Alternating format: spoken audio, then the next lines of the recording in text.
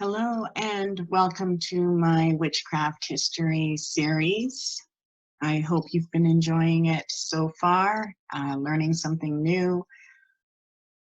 If not, start at part 1. You can experience the entire timeline of witchcraft history. The ultimate answer for Christians in how to deal with magic, which potentially was something beyond their control, was already in the words of Saint Augustine. It was literally to demonize magic and those who performed it. The concept of daemons and demons had already evolved in Greek thought.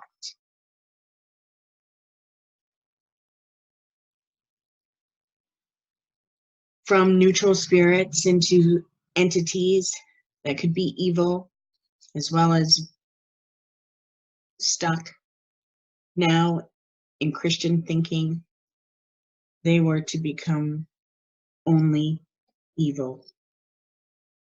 The spirit world, which demons inhibited, was the tableau on which magic could be performed.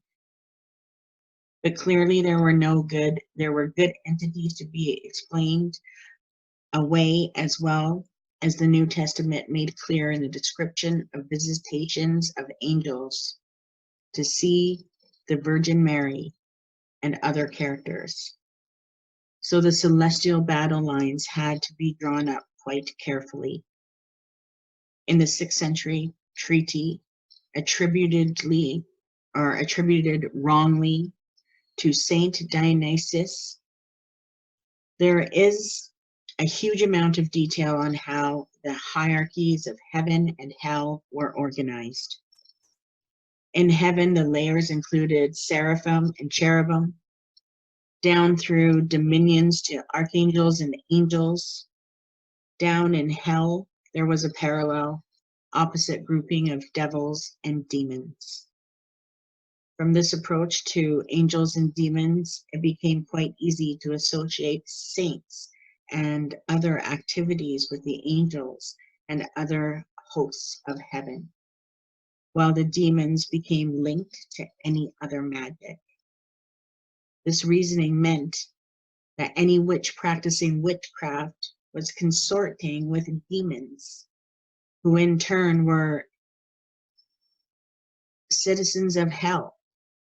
And hell, of course, was ruled over by the Lord of Evil himself, Satan. The devil featured in Christianity from its very beginnings. In the New Testament, for example, Satan tries to tempt Jesus in the wilderness. The evil force is set up as a counterpart to the Son of God, and people have to make a choice of which they follow. Christianity is what could be called a partially dualist religion.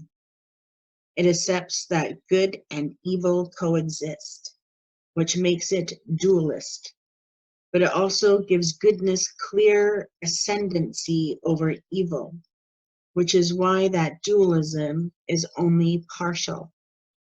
This makes the devil a problematic character.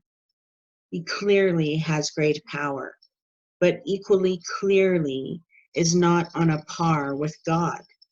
So how does the devil work his evil in a God-created world among creatures created by God, human beings? One of the answers to this, and one that emerged in the 1,000 years before the burning times, was the idea that because humans have free will, some choose to put in their lot with the devil. This concept of a pact with Satan was a crucial development in the early Middle Ages. If you made an agreement with an enemy of God, for example, Satan, then clearly you had become an enemy of God too. This, of course, could not go unpunished. The idea of the Satanic Pact emerged by about the 6th century AD. One popular story from that time is about the young Greek Christian called Theophilus. Already, he declined to accept the position of bishop out of modesty, only to have the new bishop sack him. Theophilus, furious at what happened to him and desperate to get his position back, he attempted to sign a pact with the devil in return for renouncing Christ. He would be restored to his former office. Afterward, however, the young man was overcome by guilt and prayed for forgiveness.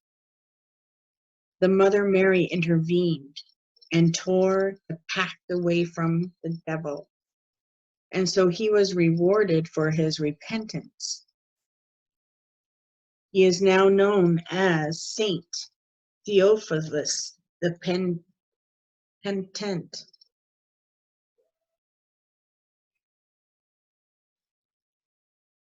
By the 10th century, the story, or variations of it, was very common and had been translated from Latin into native languages.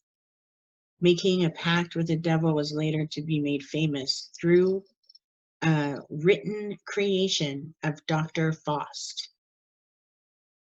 Another story, this time from the 9th century, was told by Archbishop Hecmar from France.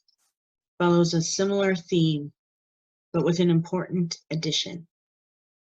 A young man wants to win over a young woman and consults a sorcerer. The sorcerer agrees to help, but only if the young man first agrees to reject Christ in writing.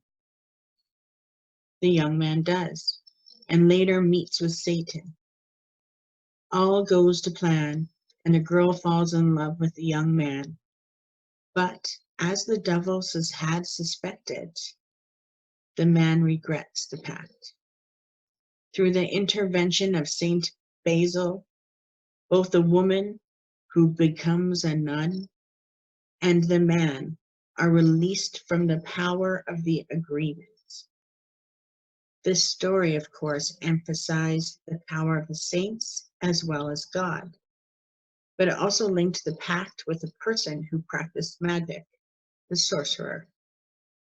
Though the devil was always present in Christian thought, his depiction was not as grotesque or as powerful in early centuries as it was and came to be toward the 15th century.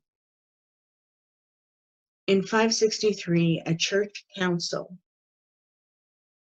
at Braga issued a declaration which stated that the devil's actions were limited to those that God allowed.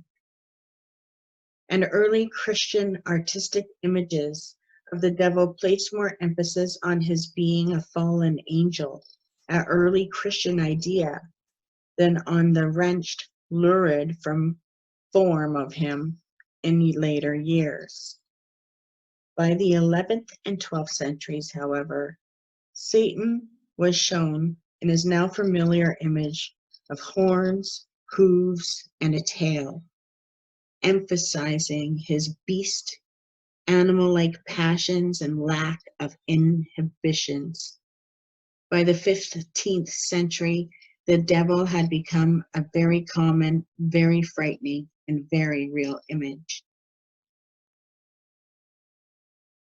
I hope you enjoyed this video. My next video, I'm going into the dawn of persecution. Thank you for listening. Have a great day. Bye-bye.